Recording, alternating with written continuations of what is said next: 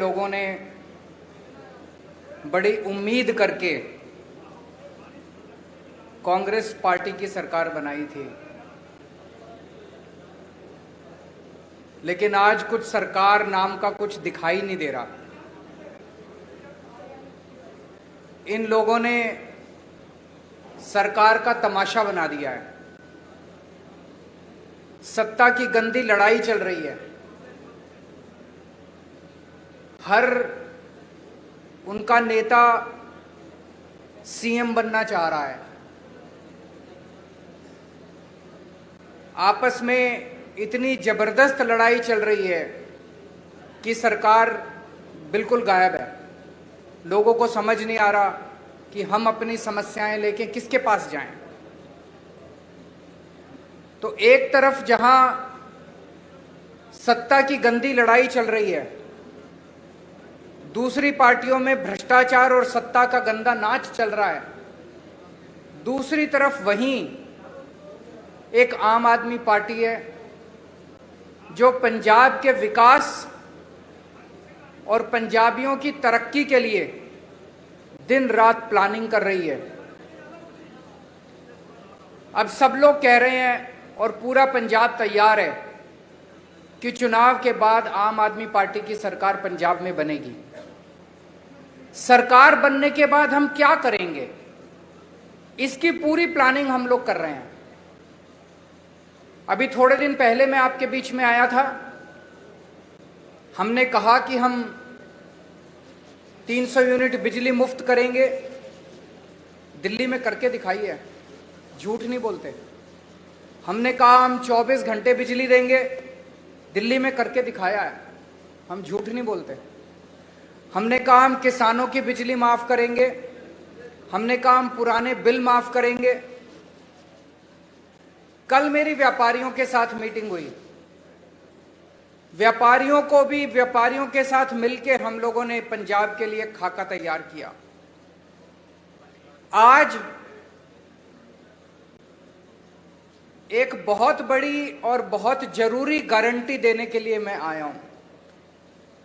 वो है स्वास्थ्य की गारंटी, स्वास्थ्य सेवाओं की गारंटी, हेल्थ की गारंटी, अस्पतालों की गारंटी।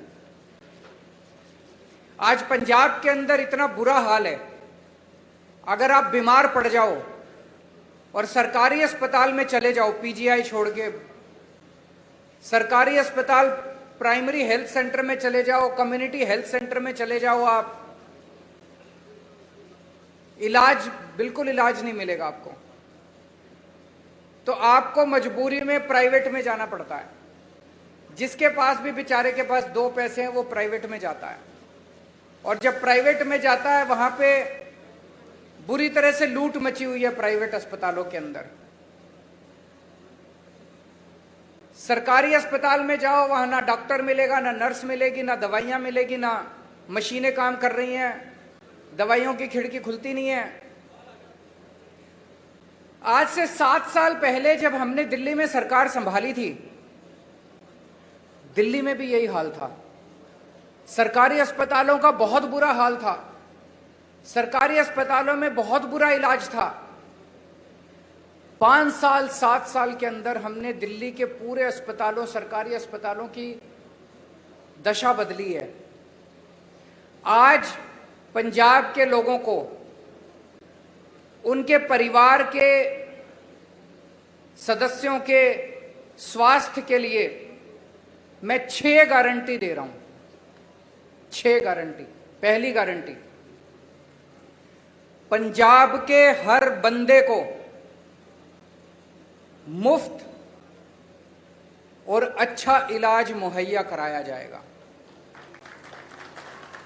ये मेरी गारंटी है, ये मेरा वादा है। मैंने 2 बातें कही हैं, मुफ्त और अच्छा। अगर मुफ्त कहो तो लोगों को लगता है कि मुफ्त चीज तो बेकार होती है। हमारा ये मानना है कि भगवान ने जितनी मुफ्त चीजें दी है वो सारी हवा मुफ्त दी है। हवा के बिना आप 1 मिनट नहीं रह सकते। हमारा मानना है कि जो मुफ्त चीजें हैं वो बहुत अच्छी होती हैं और उनको अच्छा करके दिखाएंगे हम। तो मुफ्त और अच्छा इलाज ऐसा कि आप प्राइवेट अस्पताल की तर्ज पे आपको इलाज मिलेगा। दूसरी गारंटी, सारी दवाइयां, सारे टेस्ट, सारा इलाज, सारा ऑपरेशन, सब कुछ मुफ्त होगा। दिल्ली में करके दिखाया। दिल्ली में अच्छा इलाज भी दे रहे हैं, मुफ्त इलाज भी दे रहे हैं। और आप सरकारी अस्पताल में चले जाओ, महंगी से महंगी ਕੀ ਤੁਹਾਡਾ ਨੀਟ ਸਕੋਰ ਘੱਟ ਹੈ ਤਾਂ ਘਬਰਾਓ ਨਹੀਂ, ਵੀਜ਼ਾ ਵੰਡ ਲੈ ਕੇ ਆਇਆ ਹੈ ਸੁਨਹਿਰੀ ਮੌਕਾ। ਹੁਣ ਕਰੋ MBBS ਯੂਕਰੇਨ ਵਿੱਚ ਸਿਰਫ 3.5 ਲੱਖ ਸਾਲਾਨਾ ਖਰਚੇ ਨਾਲ। ਵਧੇਰੇ ਜਾਣਕਾਰੀ ਲਈ ਸੰਪਰਕ ਕਰੋ ਵੀਜ਼ਾ ਇਮੀਗ੍ਰੇਸ਼ਨ ਕੋਲੇ वाला चौक बठिंडा। सरकारी अस्पताल में जाओ, दवाइयां मिलती हैं? नहीं मिलती। डॉक्टर एक पर्ची पे लिख देता है, कहते हैं बाहर से ले लेना दवाई। दवाइयों की खिड़की खुलती नहीं है। आम आदमी पार्टी की सरकार बनने के बाद हर सरकारी अस्पताल के अंदर सारी दवाइयां मिलेंगी, दवाइयों की खिड़की खुलेगी। हम इंश्योर करेंगे कि सारी दवाइयां मिलनी चाहिए। आज पंजाब के सरकारी अस्पतालों के अंदर कोई मशीन काम नहीं करती, एक्सरे की मशीन काम नहीं करती, या तो मशीनें है ही नहीं, और या मशीनें काम नहीं करती, या मशीनें चलाने वाले नहीं हैं। दिल्ली में भी यही हाल था। आज दिल्ली के अंदर सारी मशीनें हैं, मशीनें काम करती हैं, और मशीन चलाने वाले भी हैं। पंजाब के भी सारे अस्पतालों के अंदर दवाइयां भी फ्री मिलेंगी, सारी मशीनें भी चालू होंगी। मशीनें होंगी और मशीनें चालू होंगी। अगर किसी का 10 लाख का, 15 लाख का, 20 लाख का भी ऑपरेशन है, सरकारी अस्पताल के अंदर वो फ्री किया जाएगा। भगवान ना करे आपके घर में कोई बीमार हो, लेकिन अगर आपके घर में कोई बीमार होता है तो अब उसके इलाज के खर्चे की आपको चिंता करने की जरूरत नहीं है। उसके अच्छे इलाज की अब आपको पंजाब में चिंता करने की जरूरत नहीं पड़ेगी। अभी बहुत सारे लोग पंजाब से दिल्ली जाते हैं इलाज कराने के लिए, उनका भी इलाज मुफ्त होता है दिल्ली के अंदर। लेकिन अब आपको पंजाब से दिल्ली जाने की जरूरत नहीं पड़ेगी, पंजाब के अंदर आपका अच्छा इलाज होगा। ये हमारी दूसरी गारंटी है। तीसरी गारंटी, हर पंजाब के व्यक्ति को एक हेल्थ कार्ड जारी किया जाएगा। उस हेल्थ कार्ड के अंदर उसकी सारी जानकारी होगी, उसका एक्सरे, उसकी MRI रिपोर्ट, उसको इतनी सारी रिपोर्ट लेके घूमने की जरूरत नहीं है, सारी कंप्यूटर पे होगी। वो बस अपना एक हेल्थ कार्ड लेके, हर आदमी, आपके परिवार में एक बच्चा है उसका अलग हेल्थ कार्ड होगा, आपका माँ है उसका अलग हेल्थ कार्ड होगा, पिताजी का अलग हेल्थ, हर एक बंदे को एक हेल्थ कार्ड जारी किया जाएगा। जिसके पास हेल्थ कार्ड होगा उसको अच्छे से अच्छा इलाज मुहैया कराने की जिम्मेदारी पंजाब सरकार की होगी। और सबसे शानदार, पूरे कंप्यूटराइज करेंगे सारे सिस्टम को जैसे दिल्ली के अंदर कर रहे हैं, और उसके अंदर आपका हेल्थ कार्ड, आपका सारा डेटा कंप्यूटर पे होगा। चौथी चीज, दिल्ली में हमने मोहल्ला क्लिनिक खोले हैं। मोहल्ला क्लिनिक की चर्चा पूरी दुनिया के अंदर हो रही है। स्वीडन के मुख्यमंत्री हमारा मोहल्ला क्लिनिक देखने के लिए आए। यूनाइटेड नेशंस के सेक्रेटरी जनरल हमारा मोहल्ला क्लिनिक देखने आए। उस किस्म का मोहल्ला क्लिनिक अब पंजाब के हर पिंड में खोला जाएगा, पिंड क्लिनिक बनाया जाएगा। शहरों में हर वार्ड के अंदर एक अलग क्लिनिक बनाया जाएगा। 16,000 मोहल्ला क्लिनिक, पिंड क्लिनिक और वार्ड क्लिनिक, 16,000 क्लिनिक खोले जाएंगे पंजाब के अंदर। इस क्लिनिक में क्या होता है, मान लीजिए आपको खांसी हो गई, जुकाम हो गई, थोड़ा बुखार हो गया, तो आपको PGI जाने की जरूरत नहीं है, प्राइमरी हेल्थ सेंटर खुलते नहीं है। मोहल्ला क्लिनिक के अंदर आपको ये सारी रोजमर्रा की बीमारियों का इलाज, वहां पे आपके पिंड में मोहल्ला क्लिनिक होगा, वहां चले जाओ, वहां पे आपको इलाज मिलेगा। पांचवी गारंटी, जितने सरकारी अस्पताल हैं बड़े बड़े पंजाब के अंदर, उन सारे अस्पतालों को ठीक किया जाएगा। दिल्ली में भी अस्पतालों की बुरी हालत थी, सारे अस्पताल हमने एयर कंडीशनड कर दिया। आप जाके देखो, अब दिल्ली सरकार के अस्पताल सेंट्रली एयर कंडीशनड है, प्राइवेट अस्पतालों की तरह शानदार। ऐसे ही पंजाब के सारे बड़े सरकारी अस्पतालों को शानदार बनाया जाएगा, अच्छा बनाया जाएगा। वहां दवाइयां मिलेगी, वहां टेस्ट होंगे, वहां सारी मशीनें काम करेंगी। और बड़े स्तर के ऊपर नए सरकारी अस्पताल खोले जाएंगे पंजाब के अंदर। और छठी और आखिरी गारंटी,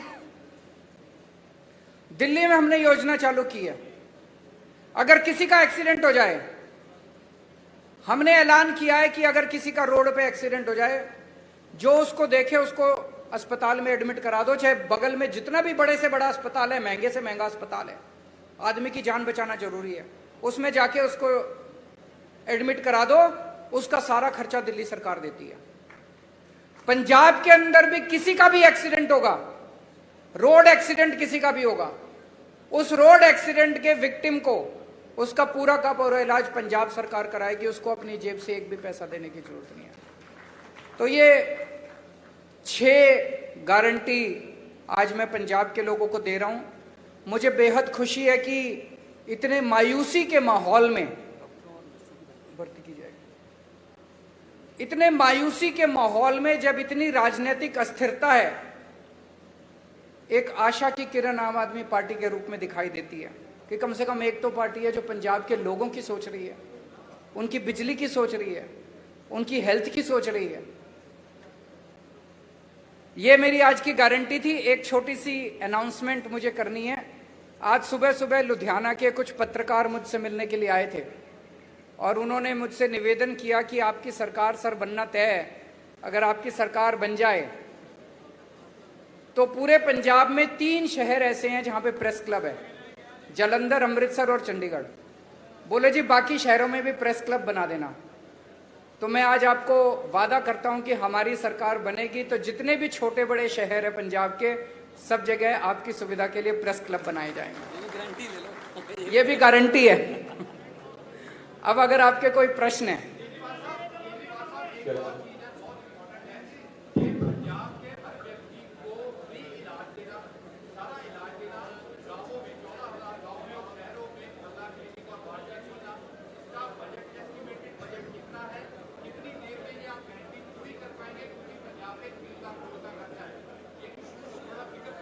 मैं आपको एक, इन्होंने बड़ा अच्छा प्रश्न पूछा है, 1 मिनट सुन लीजिए जरा। इन्होंने पूछा है जी पैसा कहां से आएगा। मैं आपको एक छोटा उदाहरण देता हूं, उदाहरण से आपको समझ आ जाएगा। जब हमारी दिल्ली में सरकार बनी थी पहली बार, मैं बता दूंगा आपको, सुनिए तो सही। जब हमारी सरकार बनी थी, हमने अपने मैनिफेस्टो में पहली बार नहीं डाला था कि हम फ्री करेंगे, इलाज फ्री करेंगे। हमने एक फ्लाईओवर बनाया, वजीरपुर फ्लाईओवर। वजीरपुर फ्लाईओवर बनना था 300 करोड़ का और बन गया 150 करोड़ का। वो 150 करोड़ बच गए एक फ्लाईओवर में। फिर मैंने कैबिनेट मीटिंग बुलाई। कैबिनेट मीटिंग में हमने तय किया भाई ये 150 करोड़ रुपया बच गया, इसका क्या करें। तो हमने कहा भाई एस्टीमेट बनाओ कि अगर हमें अपने लोगों की सारी दवाइयां और इलाज फ्री करना हो तो कितना खर्चा आएगा। तो पता चला, अफसरों ने एस्टीमेट लगाया, पता चला 150 करोड़ आएगा। एक फ्लाईओवर के बनाने की बचत में हमने पूरी दिल्ली का सारी दवाइयां और सारा इलाज मुफ्त कर दिया। मैं आपको ये उदाहरण इसलिए दे रहा हूं, ये जो जनता के काम है ना, इन कामों को करने में ज्यादा पैसा नहीं लगता। पैसा तब लगता है जब रिश्वतखोरी में और भ्रष्टाचार में सारा पैसा लूट लिया जाता है। ये जितना मैंने कहा है, ये सारा करने में कोई बहुत ज्यादा पैसा खर्च नहीं हो। जैसे मोहल्ला क्लिनिक आप एस्टिमेट बना लो, 20 लाख रुपए का एक मोहल्ला क्लिनिक बनता है, 15,000 बनाएंगे, आप देख लो कितना लगेंगे। दवाइयां और इलाज मुफ्त करने में बहुत कम लगेगा। मैंने बताया दिल्ली का 200-250 करोड़ का टोटल पूरी दिल्ली का दवाइयों का बजट आता है, पंजाब का 300-350 करोड़ का हो जाएगा, 400 करोड़ का हो जाएगा। इससे फालतू क्या होगा। तो जो एक चीज मैं आपको कह दूं कि मैं जो कहता हूं सारा होमवर्क करके लाता हूं, इसमें मैं और भी बड़ी बड़ी चीजें कर सकता था। मैं वही चीजें लिख के लाया हूं जो मैंने दिल्ली में करके दिखाई हैं। अब पंजाब में और ज्यादा करेंगे तो दिल्ली वालों को जाके कहेंगे पंजाब में कर दिया, आप दिल्ली में भी करेंगे। एक और किसी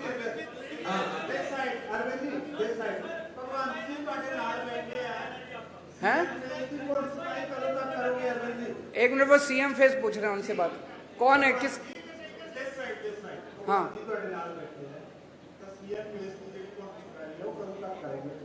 समय आने पे सीएम फेस की अनाउंसमेंट भी होगी। भगवंत मेरा छोटा भाई है।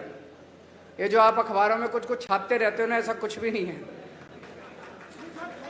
एक मिनट सुन लो, मेरी बात पूरी सुन लो। भगवंत मेरा छोटा भाई है। एक सुनो तो सही यार, सुन तो लो, बात तो पूरी सुन लो। एक टाइम ऐसा था जब ये लाखों रुपए कमाता था अपना एंटरटेनमेंट शो वगैरह करके। उसने सब कुछ छोड़ दिया पंजाब के लिए। तब तो आम आदमी पार्टी में नहीं आए थे। कोई कैरियर बनेगा, कुछ होगा, ऐसा कुछ नहीं था। पंजाब के लिए त्याग किया उसने। हमारी पार्टी में कोई भी व्यक्ति, मैंने कई बार बोला है, कोई पद और उसके लिए नहीं आया। सब लोग समाज के लिए और देश के लिए आए हैं। समय आने पे मैंने बार बार बोला है, आपको अच्छा सीएम देंगे, अच्छा फेस देंगे, कोई भी हो सकता है वो। अभी हम इसके बारे में सोच नहीं रहे हैं।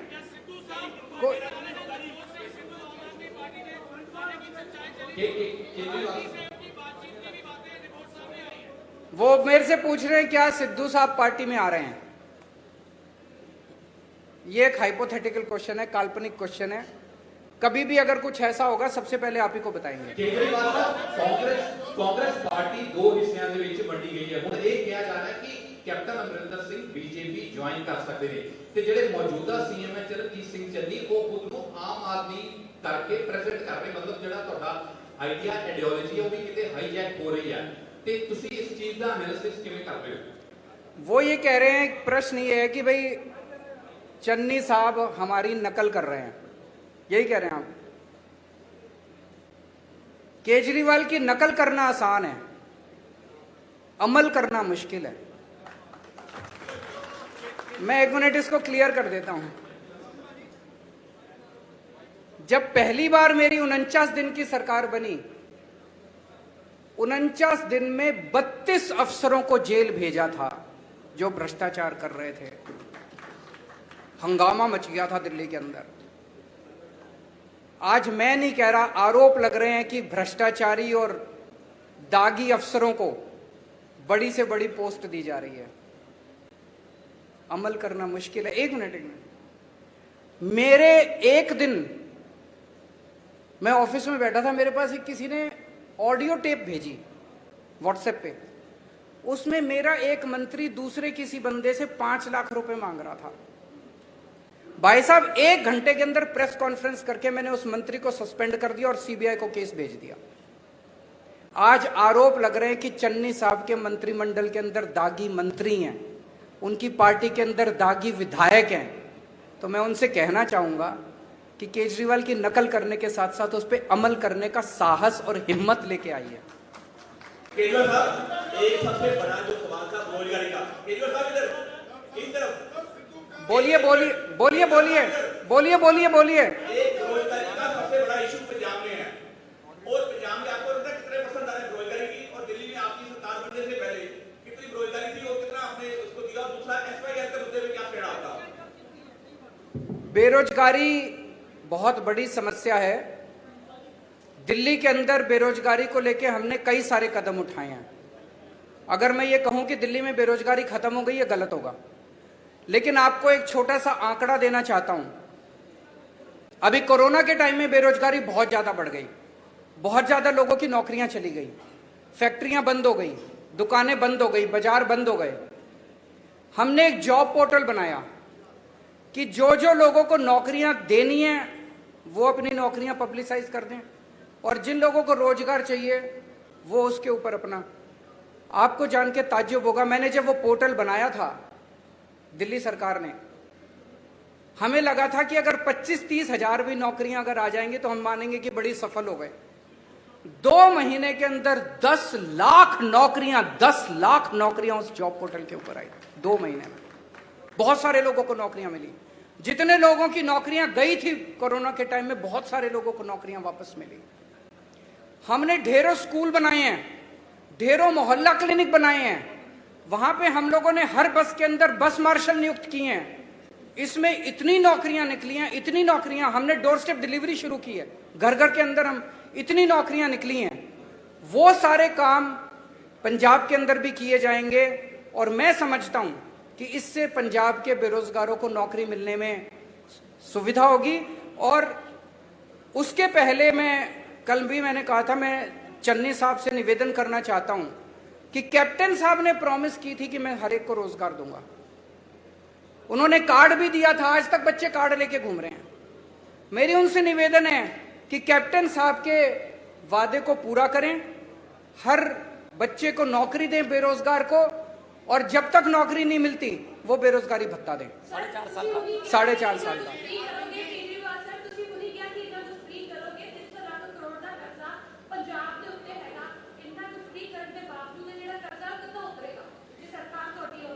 दिल्ली पे भी बहुत कर्जा था।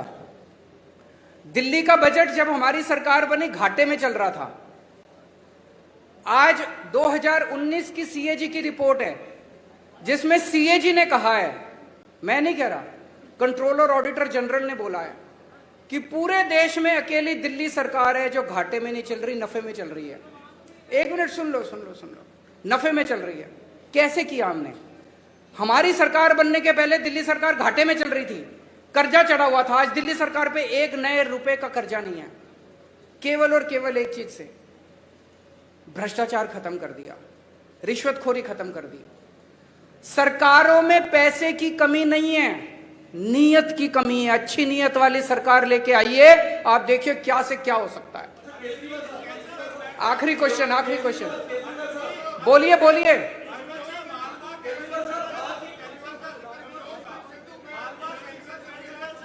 मेरे को जिसके पास माइक है वो बोल दीजिए। कोई बोल दो कोई।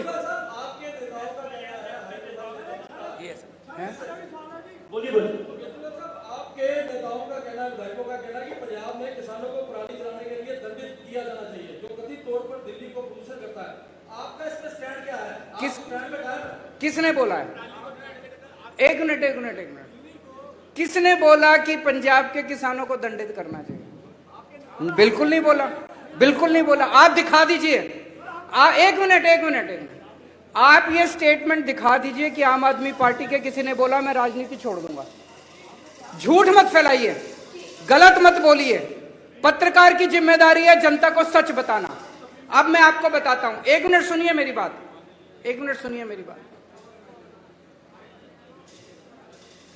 पराली को लेकर दिल्ली की सरकार ने समाधान दिया है।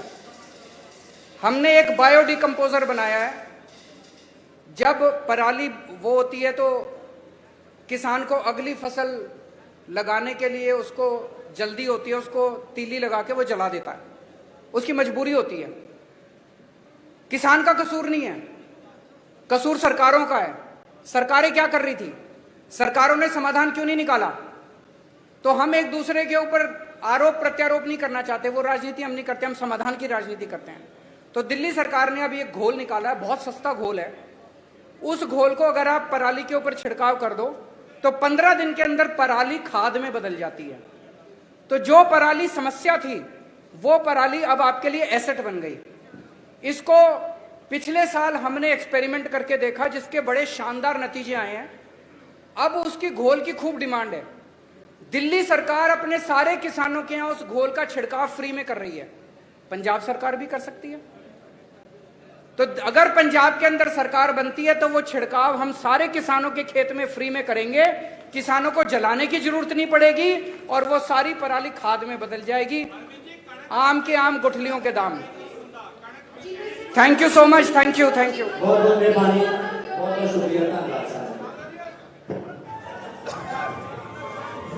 ये दिखाओ।